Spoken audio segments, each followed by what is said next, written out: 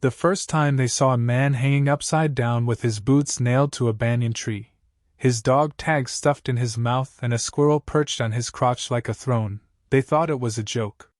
Until the squirrel hissed. Until the blood dripped in slow, lazy plops onto their boots. Until the walkie-talkie in Pike's vest crackled with a woman's voice they didn't recognize. "I warned you. The jungle remembers." Then static. And silence. That was when they realized this wasn't a mission anymore. It was a funeral march. 12 hours earlier, Captain Reed and his squad of mercenaries had landed with egos bigger than their rifles. He was the type of man who wore sunglasses at night, not because it was cool, but because he believed the moon respected his glare. They were supposed to extract a bioweapon left behind in the Orinda jungle after a top-secret experiment had gone sideways. The agency promised it was a simple retrieval job, low contact, high pay. Reed had chuckled when someone mentioned the legend of the jungle ghost. "You mean the Lady Tarzan myth?" "Oh, please," he scoffed, lighting a cigar with a smirk that made Danny want to jam her boot down his throat. "She's just a bedtime story told to rookies and tribes who eat bugs for brunch." Danny didn't argue, though her gut twisted. She wasn't a believer exactly, but something about this jungle felt alive. Not in the cute nature documentary way, more like the jungle knew you were here and wasn't thrilled. The air buzzed louder than it should. Trees leaned closer when no one was looking. And birds? There were none. Just silence. And the smell of wet earth and something else, metallic, like old coins and blood. Pike was quiet the whole drop-in. He wasn't green like Danny, nor arrogant like Reed. He had that look some soldiers get, the kind that says, "I've seen worse, and it still keeps me up." His eyes scanned the canopy like he was expecting something, or someone, to look back. Nobody noticed the way his fingers kept twitching, as if remembering a trigger he hadn't pulled. The squad set up base near an old research bunker overrun by vines and thyme. Reed cracked jokes about jungle rats and mutant bugs while the others prepped gear. The tension in the group was sticky, like the heat. One guy, Briggs, started carving initials into a tree before Danny stopped him. "Don't mark the jungle," she warned, earning a chorus of mockery. Reed called her Jungle Girlfriend for the rest of the day. By nightfall, they were already down one man. Cruz had gone to relieve himself and didn't come back. No screams. No gunfire. Just gone. His tracker showed his last position 50 feet from camp. When they found his boots standing upright with no feet in them and a note that read, "Stomp lightly," no one laughed. Reed blamed the terrain, the wildlife, maybe even insurgents. He barked orders, up patrols, but nobody said what they were all thinking. This felt wrong. This felt targeted. Then the voice came through the comms. Calm. Female. Sharp like cracked glass. "Leave what isn't yours. Or you'll leave with less than you came with." Reed hissed into the walkie, demanding an ID, a location. The response was static followed by laughter that wasn't exactly human. It echoed. Danny's skin crawled. She turned to Pike, who was visibly pale. "You know something," she said. Pike didn't deny it. 10 years ago," he said, "there was a woman. Special Ops. Ria Navaro. Codenamed Shade. Ghosted out here during an op gone wrong. The official report said she was Kia. But no body. Just rumors." Reed snapped. "You're saying some urban legend's picking us off with jungle tricks?" Pike didn't answer. He just muttered, "She was the best. If she's alive, we don't stand a chance." The next morning, Briggs was found. Hanging by his boots. Upside down. Chest carved with the words, "The jungle raised me." His eyes were open. His expression looked like he died laughing, or screaming. Maybe both. From that moment, everything changed. The squad stopped talking. They moved like prey, not predators. The jungle watched. On the third night, Reed tried to rally. He stood in the middle of the clearing, screaming into the dark. "You think you're scary? You're one woman. We're trained soldiers."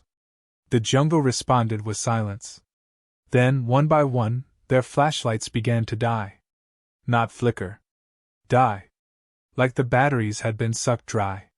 Reed cursed, ordering everyone to regroup, but someone was missing again, Torres. They found his rifle lay gently across a log. His boots dangled from a tree. Still warm. They didn't hear a single scream. It was too precise. Too clean. Danny wanted to believe it was just psychological warfare, but nothing made sense. Tracks didn't lead anywhere. Birds didn't return. Even insects seemed to avoid them. Whatever was out there wasn't just hunting them. It was judging them. That night, as she tried to sleep with her back to a tree, Danny heard it. Breathing. Not human. Not animal. Slow, deliberate. She opened her eyes, but there was nothing. Only jungle. Until the whisper came again. I remember you. Even if you never knew me. She didn't scream. She just held her breath and tried not to cry. Morning came with Reed missing. His sunglasses were found balanced perfectly on the tip of a snake's head, which slithered away when they tried to retrieve them. All that remained of Reed was his cigar, still burning, in the center of camp. That was when Pike said the words no mercenary wants to say. She's not a ghost. She's vengeance. And from deep within the green, something laughed. Then silence. 10 years ago, Ria Navaro lay half submerged in a river of red mud, bleeding from a bullet wound to her shoulder, one boot missing, the other sinking into a soft patch of earth beside her. The jungle had gone quiet after the gunfire, too quiet. That was how she knew they'd left her for dead. Not rebels. Not enemies. Her own team. Reed had called it a necessary adjustment to the plan. And then he'd shot her point blank and walked away while Pike hesitated just long enough to lock eyes with her before turning his back. She remembered that look in his face. Guilt, fear, and something else. Regret, maybe. It didn't matter now. The river had pulled her deeper into the jungle that night, but it wasn't the water that saved her. It was the jungle itself. She remembered the pain. The heat. The fever. For days, maybe weeks, she drifted between consciousness and dreams where vines moved like hands and whispers came from trees with hollow eyes. She should have died. Any other soldier would have. But she didn't. A native tribe found her, ancient and reclusive, hidden even from satellite eyes. They didn't speak her language, but they fed her crushed herbs and smoked her wounds with sacred leaves. They called her something she didn't understand, only that it meant spirit of war and broken sky. When she could finally walk again, she wandered the jungle alone, not because she was lost, but because she had nowhere left to go. The military had erased her file, the agency had redacted her life, and the world had moved on. But the jungle hadn't. It remembered. It accepted her. She learned more in 5 years from the jungle than in 15 years of Black Ops service. How to move without being seen. How to make sound travel in the wrong direction. How to speak through insects and mimic death. She wasn't a ghost because she died. She was a ghost because the jungle gave her a second life. Now, as she crouched silently on a branch 30 feet above the heads of Pike and Danny, she watched them bicker about their next move. Pike wanted to go east, to the old shaman grounds where he assumed she might be hiding. Danny wanted to hold position, gather intel, call for extraction. They were both wrong. There was no extraction anymore. There was no way out until they understood. Pike moved like a man with secrets rotting his insides. She could see it in the way his hand never strayed far from his sidearm, like he expected justice to crawl out of the underbrush and bite him. Danny was younger, smarter, but naive. Still clinging to procedure in a place that chewed protocol for breakfast. Ria didn't hate her. She reminded her of herself once, before betrayal cracked her like bone beneath boot. Down below, Pike picked up a bundle of sticks wired together.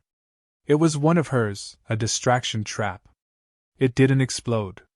It just screeched like a dying bird and spat red smoke. Pike jumped back. Danny drew her weapon. But there was nothing else. Ria smiled. Across the jungle, another member of their dwindling squad, McCrae, had broken off from the group. He thought moving solo would make him harder to track. He was right. It did. Until he stepped into a snare line so delicately balanced it didn't even tug when triggered. He kept walking, unaware that behind him a series of vine-draped logs began rolling downhill, slow at first, then faster. By the time he heard it, it was too late. The logs smashed through the foliage, not to crush him, but to drive him into the clearing with the hornet trap. He screamed, and for a moment, the whole jungle joined in. Ria watched from the treetops, calculating. 3 left now. Danny, Pike, and McCrae, who would soon be swelling up like a balloon from the stings. They would blame the jungle again. Call it madness? She would let them for now. Back at the clearing, Pike finally opened up. He told Danny about Ria. About the mission. How Reed had been ordered to extract a rogue general who had dirt on the agency. How Ria had discovered the real mission wasn't extraction but execution. She tried to stop it, but Reed turned on her. The agency didn't want a martyr. They wanted a missing person, so they made her one. Pike hadn't fired his weapon, but he hadn't stopped Reed either. That silence had followed him for a decade. Danny listened, stunned. So why come back now? She asked. Pike didn't answer right away. He just looked into the trees like he expected judgment to fall from the branches. I wanted to make it right. But maybe that was never possible. Ria moved above them, soundless as smoke, unseen but ever present. She had heard every word. And for a moment, something flickered behind her eyes. A memory. Pike carrying her gear. Joking that if she died out here, he'd have to give her eulogy, and he was a terrible public speaker. She remembered smiling. Then gunfire. Danny and Pike made camp as night fell, the jungle growing heavier around them. Every shadow moved. Every crackle of branch felt like a scream waiting to happen. Pike placed motion sensors, but they would be useless. Ria had long since learned how to fool them with heat patches and monkey decoys. At midnight, Danny awoke to the sound of drums. Not real ones. Improvised, bamboo and wind. She followed the sound, against better judgment, only to find a circle of skulls with candles burning in their eyes. At the center was a photo. Her. Taken earlier that day. She ran back to the camp, breath ragged, only to find Pike missing. Ria hadn't taken him. Pike had walked into the jungle himself, to the old shaman's circle. He sat at the center, eyes closed. If you're going to kill me, Ria, he said to the dark, do it now. I deserve it. But she didn't. She sat opposite him, unseen. Instead, she whispered, so soft only the trees heard it. Not yet. Because vengeance wasn't about blood. It was about knowing they would never feel safe again. Pike didn't sleep that night. He sat with his back to a fallen tree, rifle across his lap, staring into the jungle like it owed him answers. Danny watched him from across the camp, the firelight flickering in her eyes, her nerves strung so tight she flinched every time a leaf twitched. Either of them spoke. Words felt useless now. They were both waiting, for the jungle to speak, for the shadows to move, for the past to catch up with them. In the distance, something howled. Not an animal. Not quite human either. The sound curled into their bones like a warning. At sunrise, they found McCrae. Or what was left of him. His body was folded like origami, arms twisted behind his back, head turned completely around, mouth open in an eternal scream. No blood. Just wrong. His boots were missing. Instead, they were nailed to a tree above him, soles facing out, and inside them were mushrooms. Fresh. Growing. Sprouting like nature itself was reclaiming the soldier. Danny vomited. Pike just stared. The message was clear now. The jungle wasn't just a setting. It was a character. And she was the author. They burned McCrae's body in silence. Pike placed his tags in the fire, whispering something in a language Danny didn't recognize. Maybe it was tribal. Maybe it was guilt. She didn't ask. Instead, she started gathering their gear. They needed to move. The only thing worse than staying still was being predictable. They headed north, toward the highest ridge. If they could get a signal out, maybe they'd have a chance at extraction. It was a fantasy, but it beat standing around waiting to be swallowed. The jungle thickened as they climbed.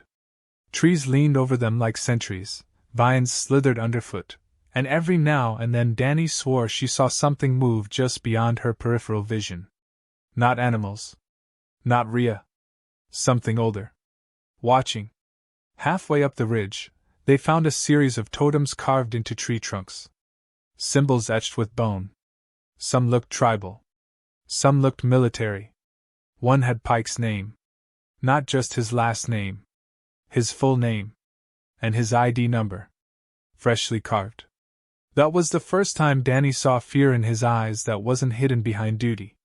It was naked now, raw and shaking. He didn't say anything. Just picked up the pace. They reached a clearing near the summit by dusk. A flat stretch of stone overgrown with moss and tangled roots. Pike set up the beacon, trying to get a ping off any satellites still listening. Danny scanned the perimeter, rifle up, finger twitching near the trigger. Her nerves were gone. She wasn't a rookie anymore. Just another name on the jungle's list. The beacon blinked, then flickered. A voice came through, garbled but real. "This is Echo 9. Repeat, Echo 9. Receiving unstable signal. Identify." Pike froze. He didn't answer right away. Then the voice came again. "Pike. We know you're alive. Is Reed with you? Confirm location for evac." But it wasn't the beacon speaking anymore. The voice came from behind them. From the trees. Word for word, mimicking the transmission. Danny spun, rifle up, scanning. Nothing. No movement. Just the echo of the message, played back like a recording. And then the real message came through. "Echo 9 is not coming. We don't save ghosts." Static swallowed the signal. The beacon exploded in a burst of smoke and sparks, sending Pike flying backward. Danny hit the ground, ears ringing, vision blurring. When she looked up, Ria was standing at the edge of the clearing. She didn't look like a ghost. She didn't shimmer or glow. She was flesh and blood, lean and mud-streaked, eyes hard and calm like still water. Her hair was tied back with vines, her gear hand-stitched from scavenged packs and animal hide. Her knife was strapped to her thigh. Her presence was so quiet it was deafening. Danny didn't raise her rifle. Somehow, she knew it wouldn't matter. Ria stepped closer. Pike stood slowly, hands raised. "I thought you'd kill me first," he said. "I thought so too," she answered. They stared at each other like two halves of the same war. The silence stretched. Then Ria tossed something at their feet. A folder. Scorched around the edges, stained with blood and time. Inside were photos. Mission logs. Transcripts. Reed's signature. Orders to silence Ria. Evidence of the betrayal. Even video stills, her on the mission, wounded, arguing with Reed. Pike's face in the background. Silent. Always silent. Danny looked up. "Why now?" Ria turned her gaze to her. "Because now someone's listening." Suddenly, flares shot up into the sky from the jungle behind them. Not rescue signals. Markers. Pike turned in panic, realizing what was happening. "She's not done," he whispered. 15 figures emerged from the trees. Not mercs. Not soldiers. Survivors. People the agency had written off. Locals used as pawns in old missions. Operatives thought dead. Ria hadn't just been hunting. She'd been recruiting. The jungle wasn't her weapon. It was her army. The group circled the clearing. No one raised a gun. They didn't need to. Presence alone was enough. Ria stepped forward. "This place isn't yours to take. Not anymore. You came here thinking you were gods. But even gods fall." Pike knelt. He wasn't pleading. Just accepting. Danny stepped beside him. She didn't kneel. She looked Ria in the eye. "What happens now?" Ria studied her, then glanced at the stars overhead. "You leave. You take this." She gestured at the folder. "And you burn the agency down with it." Or you don't. Either way, you don't come back. And if we do? Danny asked. Ria smiled, and for a second, there was warmth in it. Then you'll know what it's like to hang by your boots. Without another word, Ria turned and vanished into the jungle, her army following silently behind. The clearing was empty again. Only the wind spoke now. And it was whispering her name. They didn't speak much as they descended from the ridge. The folder was tucked under Danny's arm like it weighed more than their weapons. Pike's face had gone hollow, his steps slower, heavier, like the years he'd outrun had finally caught up and settled into his bones. The jungle didn't feel hostile anymore, it felt watchful, like a cat deciding whether it was full or saving you for later. Birds had returned. The buzz of insects no longer felt like a countdown. But neither of them relaxed. They knew better than to think they were safe. By midday, they came upon a shallow stream and stopped to drink. Pike stared at his reflection and didn't recognize the man looking back. The face was the same, but the weight in his eyes was something new, something final. Danny crouched beside him, washing blood and soot from her hands. When she spoke, her voice was softer than he'd ever heard it. "She could have killed us." Pike nodded, barely moving. "She still might. She let us go." "She let you go." "I think she's saving me for something worse." They continued on, following the path back to where they'd left their gear and the remnants of their camp. When they arrived, it was gone. Not looted. Not destroyed. Gone. Like it had never existed. Even the fire pit was filled in, leaves smoothed over the soil, no footprints, no ash, no trace of their presence. Danny turned in a slow circle, suddenly unsure if they were even in the right place. It was like the jungle had erased them. And then the drums started again. Soft at first, barely audible, like a heartbeat buried under the earth. Then louder. Rhythmic. Hypnotic. Danny grabbed her rifle, eyes scanning the trees, but there was no movement, no shadows. Just the sound. It wasn't coming from a direction. It was coming from everywhere. Pike dropped to one knee, clutching his head.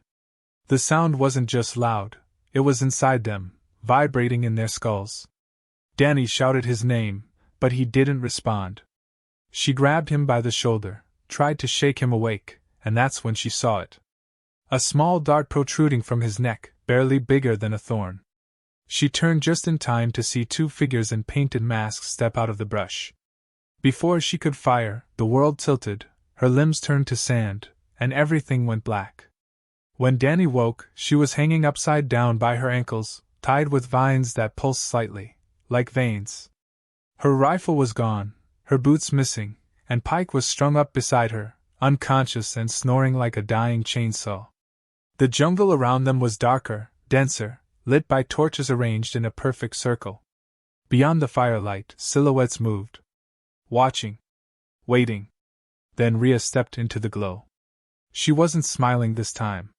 Her expression was unreadable, carved from stone and silence. She walked slowly toward them, stopping just beneath Danny. For a moment, she said nothing. Just looked. Studied. Then she spoke. "Do you know what the agency called this place?" Danny shook her head, heart hammering. "Zone Black. A containment field for guilt. A place where loose ends disappear. They used to send people here to vanish. Locals. Operatives. Civilians who asked the wrong questions. And the jungle took them all." She looked up at Pike. "But it doesn't forget." With a gesture, two of the masked figures cut the vines and lowered Danny and Pike gently to the ground. No threats. No weapons. Just gravity and silence. Danny stood shakily, unsure what came next. Pike groaned as he came to, blinking in confusion. Ria circled them like a lecturer before a captive class. "You think you've seen what this place can do? You haven't. You've seen tricks. Stories. I let you live because the real game hasn't started yet." Pike coughed, voice rough. "What game?" "The reversal," she said simply. "You hunted me. Now I hunt the ones who made you." She turned to Danny. "You carry that folder back. You give it to them. Tell them I'm dead if you want. They'll believe it. They always do. Then you wait. 1 week. 2. They'll call you in. Ask questions. That's when I strike. Danny blinked, shocked. You want me to be bait? I want you to be witness.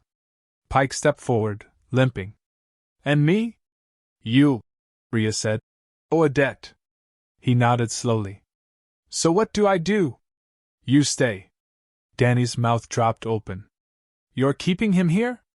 No, Ria said, and her voice carried a weight that cut through the torches and the night. He stays because he wants to. Because running is over. Because the only way out is through. Pike didn't argue. He looked at Ria, then the jungle, and back again. Fine, he said. But I'm not one of your foot soldiers. You never were, she replied. That was the problem. Later that night, Danny was escorted to the edge of the jungle. No force, no threats. Just a quiet goodbye.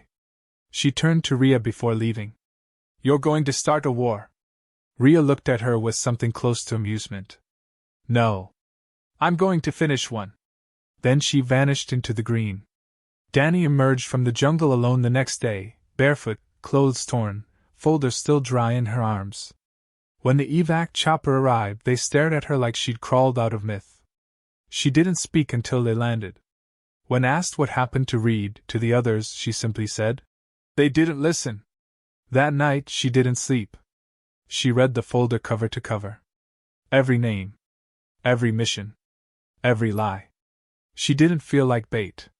She felt like a fuse. The city felt artificial. Too sharp, too clean, too loud in all the wrong ways. Danny walked the halls of the agency headquarters like she was wearing someone else's skin. The polished floors didn't creak, the lights didn't flicker, and nobody looked over their shoulder. They should have. Because she knew something they didn't. They thought the jungle was behind her, but it wasn't. It was inside her now, like a rhythm she couldn't shake. Every creak in a chair sounded like a snapped twig. Every flickering screen made her flinch. She had carried the jungle out in her bloodstream, and with it, a story no one was ready to hear. They took the folder within minutes of her arrival. 2 agents in suits that looked barely worn, like they didn't sweat, didn't bleed. She watched them flip through it like it was a grocery list. No shock. No horror. Just quiet nods and the occasional muttered code word. She wanted to grab it back, to scream that these were lives and betrayals and truths soaked in blood. But she didn't. She knew better now.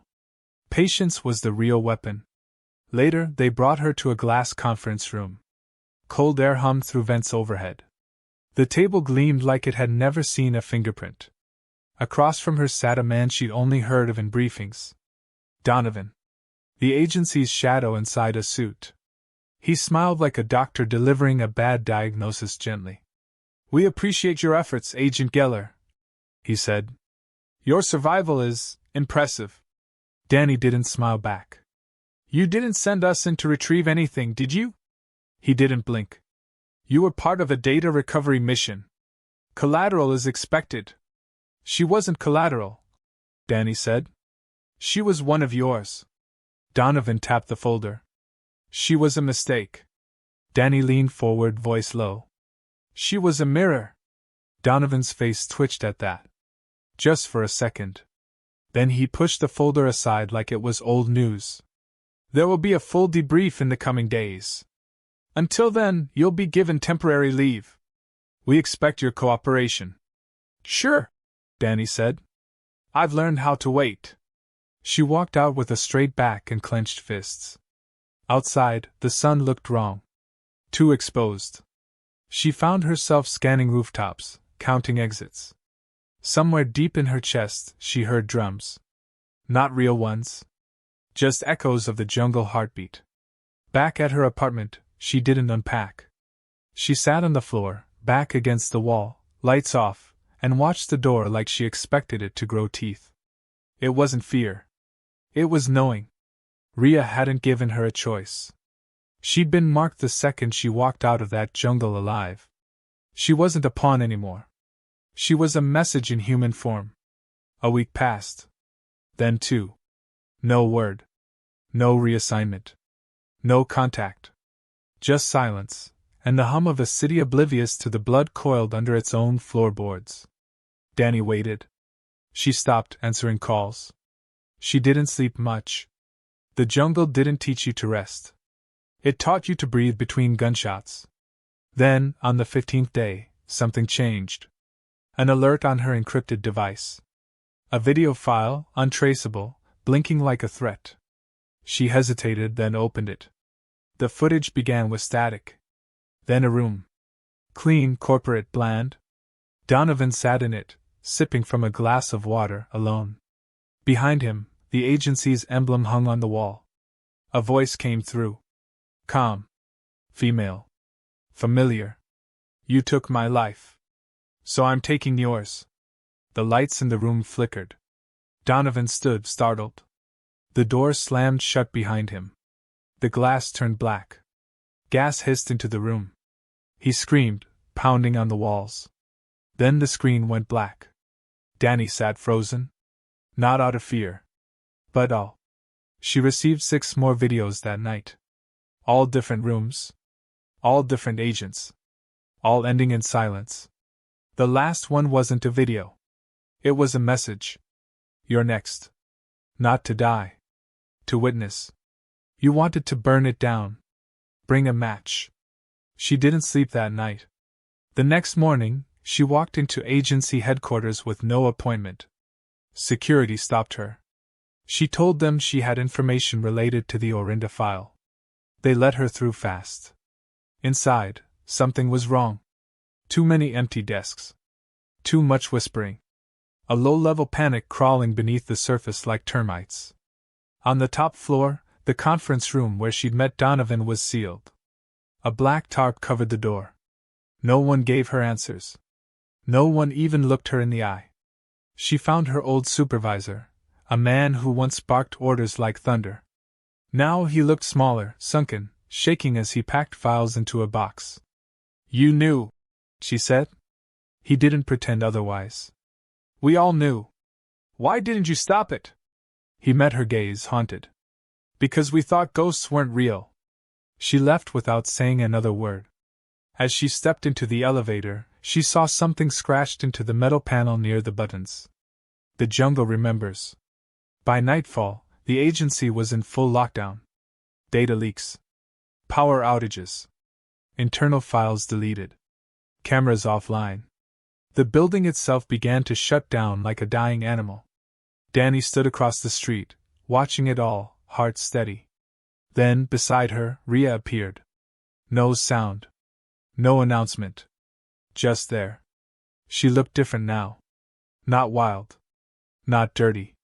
Sharp. Clean. Civilian clothes, but nothing about her was ordinary. Her eyes held fire and patience and something ancient. Danny didn't speak. She didn't need to. Ria nodded toward the building. It's done. Danny exhaled. What now? Ria looked toward the horizon, where the sky was beginning to burn orange with the coming sun. Now we leave something behind. Danny turned to her. You're not coming back, are you? No. The jungle gave me back to balance the scales. I've done that. They stood there for a long time. Finally, Ria reached into her pocket, pulled out a single bullet, and pressed it into Danny's hand. Keep it. Just one. In case they ever forget. Then she turned and walked into the city like it was another forest. Danny didn't follow. She stood alone, the bullet warm in her palm. The jungle was far away now. But it was never really gone. Because ghosts don't haunt trees. They haunt the people who made them.